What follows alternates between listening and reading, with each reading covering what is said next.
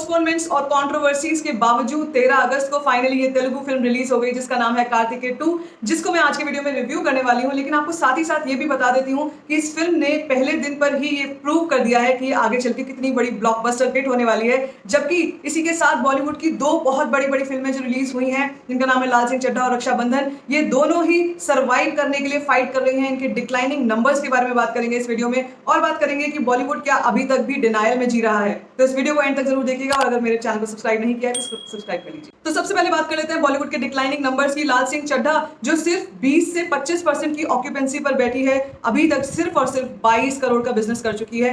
3 दिन हो चुके हैं इस फिल्म को रिलीज हुए। ये फिल्म बहुत बड़ी मैसिव फिल्म मानी जा रही थी। ये फिल्म 3500 स्क्रीन पर रिलीज हुई थी, आमिर खान की फिल्म, लेकिन बॉयकॉट ड्राइव के चलते इस फिल्म को इतना भारी नुकसान सहना पड़ा है। और ना सिर्फ इस फिल्म को बल्कि पीवीआर को भी 4% की शेयर गिरावट देखने को मिली, जिसका मतलब है 1500 करोड़ रुपए का सीधा नुकसान। अगर डे वाइज कलेक्शन की बात करूं, डे 1 पर लाल सिंह चड्ढा ने सिर्फ 10 करोड़ का बिजनेस किया था, डे 2 पर 6.25 करोड़ का बिजनेस किया था, और डे 3 पर सिर्फ 6 करोड़ का बिजनेस किया। क्या आप इमेजिन कर सकते हैं कि इतने बड़े नाम को, जो बॉलीवुड एक ब्रांड है, उस बॉलीवुड ब्रांड को लोग चांस देने को तैयार नहीं है। जब ये फिल्म रिलीज हुई लाल सिंह चड्ढा, तो इसके साथ साथ ही बॉयकॉट बॉलीवुड, बॉयकॉट लाल सिंह चड्ढा वाला ट्रेंड बहुत जोरों पर था। और जो ऑडियंस थी वो 2 सेक्शंस में डिवाइड हो गई थी। एक वो जो इस फिल्म को पूरी तरीके से बॉयकॉट करने वाली थी, और एक वो जो इस बॉयकॉट की एंटी थी, जिनको इस फिल्म के कंटेंट से मतलब नहीं था, लेकिन वो इस फिल्म को इसलिए देखना चाहते थे क्योंकि वो इस एंटी, ये जो बॉयकॉट वाला ट्रेंड है, इसके अगेंस्ट जाना चाहते थे। लेकिन हैरत की बात यह है कि ये जो लोग देखने जाना चाहते थे, इसमें से भी केवल 20% लोग ये फिल्म देखने गए, बाकी लोग ये फिल्म देखने गए ही नहीं। और जिन 20% लोगों ने भी ये फिल्म देखी है, उनका रिएक्शन भी बेहद ठंडा था। सिर्फ वो अच्छा रिएक्शंस दे रहे हैं जो बहुत ज्यादा एंटी हैं बॉयकॉट ट्रेंड के, जो एकदम कट्टर एंटी हैं बॉयकॉट ट्रेंड के, बस उनके रिएक्शंस बहुत अच्छे आ रहे हैं। लेकिन इसके अलावा आम पब्लिक, जनरल पब्लिक के रिएक्शंस बहुत मिक्स्ड और बहुत नॉर्मल और बहुत ठंडे रिएक्शंस आ रहे हैं, क्योंकि इस फिल्म को बोला जा रहा है कि सिर्फ और सिर्फ फॉरेस्ट गम की एडेप्टेशन है। एक हिंदी कह सकते हैं कि जैसे फॉरेस्ट गम का जो बाहर का कल्चर है, या जो टॉम हैंक्स है, यहाँ पर सिर्फ रिप्लेस कर दिए गए हैं आमिर खान। कुछ नया नहीं है इस फिल्म में। तो ये एक बहुत बड़ा फैक्टर है कि कंटेंट तो है ही नहीं। तो अगर कंटेंट होता इस फिल्म में तो भी चांसेस थे कि इस फिल्म को और दर्शक मिल सकते थे। लेकिन जिस तरीके से ड्रॉप चल रहा है, पहले दिन 30% का ड्रॉप था, दूसरे दिन 50% का ड्रॉप था, तीसरे दिन 20% का फर्दर ड्रॉप था। तो आप इमेजिन कर सकते हैं कि टेस्टिंग मंडे जो होता है, इस बार तो मंडे को छुट्टी है, लेकिन ट्यूसडे जब वर्किंग डे स्टार्ट होगा, उस दिन इस फिल्म का क्या हाल होने वाला है। तो लाल सिंह चड्ढा के साथ ही साथ सेम फिगर्स पर, सेम डिक्लाइनिंग डिजास्टर्स फिगर्स पर भी चल रही है रक्षाबंधन।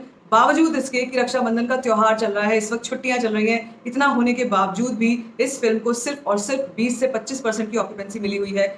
It's shocking. और वही बात अब करते हैं कार्तिकेय 2 की, जो सिर्फ कल रिलीज हुई है, जिसका डे 1 का कलेक्शन 7 करोड़ आ चुका है।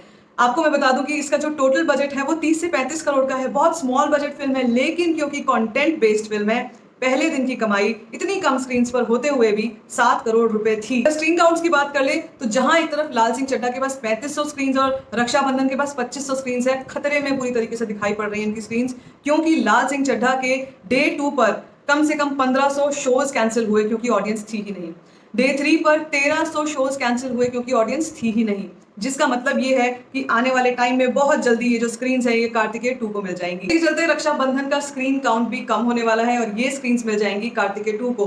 जो लोग इस चीज को लेकर थोड़ी चिंता में थे और सोच रहे थे कि कार्तिकेय 2 को स्क्रीन्स नहीं मिली हैं और बॉलीवुड ने काफी साजिश रची है, तो मैं उनको बता दूं कि कंटेंट के आगे कोई साजिश काम नहीं करेगी, पब्लिक डिमांड के आगे कोई साजिश काम नहीं करेगी। और आने वाले टाइम में ये अच्छी खबर है कि कार्तिकेय 2 को बहुत सारी स्क्रीन्स मिलने वाली हैं। तो क्या इस सब के बावजूद भी बॉलीवुड डिनायल में जी रहा है? जी हाँ, इस वक्त बॉलीवुड अभी भी एक डिल्यूजनल लाइफ जी रहा है, जहां पर बॉलीवुड को ये अंदाजा नहीं हो पा रहा कि पब्लिक इन लोगों को देखना नहीं चाहती क्योंकि इनके पास कंटेंट नहीं है। पब्लिक सिर्फ कंटेंट को देखना चाहती है और ऐसे लोगों को चांस नहीं देना चाहती जो पब्लिक सेंटिमेंट को हर्ट करते हैं। Isn't it sad? उन लोगों के लिए बुरा लग रहा है, उन चाइल्ड एक्टर्स के लिए बुरा लग रहा है, उन मेहनतकश लोगों के लिए बुरा लग रहा है जिनका कोई लेना देना नहीं था इन स्टेटमेंट से, लेकिन उनको इस वक्त झेलना पड़ रहा है आमिर खान के एक स्टेटमेंट का खामियाजा। तो अब बढ़ते हैं थोड़ी पॉजिटिविटी की तरफ और रिव्यू कर लेते हैं कार्तिकेय 2 को। इस फिल्म को मैंने, कुछ लोग मुझसे कह रहे थे कि मैं कार्तिकेय 2 को रिव्यू क्यों नहीं कर रही हूँ, तो मैं उनको ये बता दूं कि जब मैं ये फिल्म देखूंगी तभी मैं इस फिल्म को रिव्यू करूंगी, और इसके शोज बहुत कम लगे हुए थे मेरी सिटी में। तो जब भी मैंने ये फिल्म देखी उसके बाद अब मैं इसका रिव्यू करने जा रही हूँ। अगर वन वर्ड रिव्यू देना हो तो it's a brilliant movie, it's a must watch movie. इस फिल्म को देखने के बाद मुझे पता लगा कि फाइनली ऐसा कंटेंट भी हो सकता है जहां पर अगर हम रिलीजन का के नाम पर कोई फिल्म बना रहे हैं तो किसी के भी सेंटिमेंट को हर्ट नहीं कर रहे हैं। It's such a big achievement, क्योंकि बॉलीवुड ये चीज करना ही भूल जाता है, या तो रिलीजन को अपने एडवांटेज के लिए यूज करता है या फिर पब्लिक के सेंटिमेंट को हर्ट करता है। यहाँ पर कार्तिकेय 2 में मुझे ऐसा कुछ भी देखने को नहीं मिला। Everything was rational and everything was so balanced. अगर मैं इस फिल्म की डायरेक्शन की बात करूं तो चंदू मोंडेटी, जो कार्तिकेय 1 के भी डायरेक्टर हैं, उन्होंने इस फिल्म में भी पूरा पूरा जस्टिस दिया है। टाइट स्क्रीन प्ले है, कहीं से भी आपको इधर से उधर देखने को मौका नहीं मिलेगा और बहुत जल्दी फिल्म की कहानी आगे बढ़ती है। और एक्टर निखिल सिद्धार्थ तो पहले भी कह चुके हैं कि इस फिल्म को थ्रिलर, मिस्ट्री, एडवेंचर के जॉनर में डाला गया है, तो आपका दिमाग हर वक्त इसी सोच, इसी उधेड़-बुन में चलता रहेगा कि अब क्या होने वाला है, अब क्या होने वाला है, अब क्या होगा।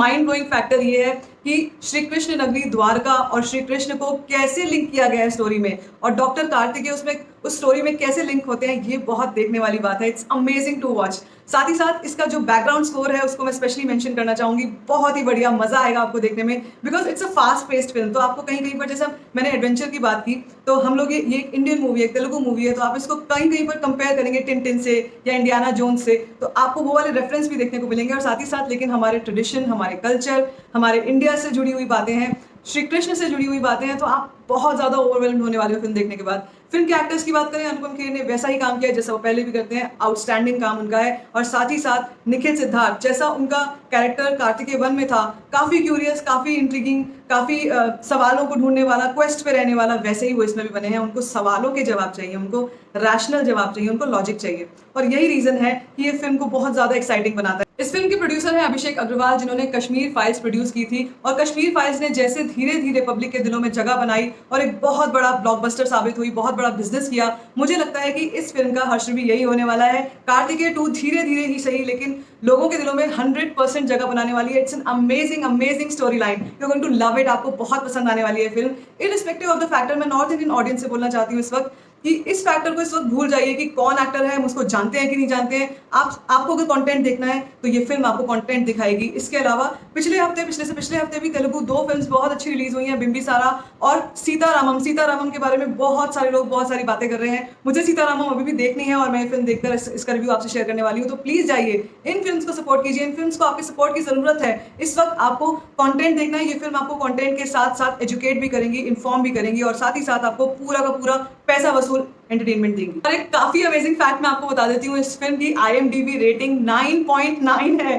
Can you even imagine? अभी ये फिल्म एक दिन हुआ है रिलीज हुए और इसकी रेटिंग 9.9 है IMDb rating. It's near perfect rating होते हुए इस फिल्म को देखना तो आपके लिए बनता ही बनता। तो एंड में मैं अपने नॉर्थ इंडियन ऑडियंस से सिर्फ इतना कहना चाहती हूँ कि स्टार फैक्टर पे, बॉलीवुड के स्टार फैक्टर तो वैसे भी अब नहीं है, स्टार फैक्टर्स पे जाने की जरूरत नहीं है। आपको अपने पैसे बर्बाद करने की जरूरत नहीं है। आपके पास एक बेटर ऑल्टरनेटिव है जिसका नाम है कार्तिकेय 2, जो हिंदी में रिलीज हो चुकी है। आप इसको जाकर देखिए। I am sure you are not going to regret it, you are going to just simply love this. तो जाइए अपनी फैमिली के साथ कार्तिकेय 2 को सपोर्ट कीजिए और मुझसे शेयर कीजिएगा कमेंट सेक्शन में कि आपको फिल्म कैसी लगी। If you like this video, give it a thumbs up, don't forget to share and don't forget to subscribe to my channel जिसका स्टोरी फाइंड शेयर।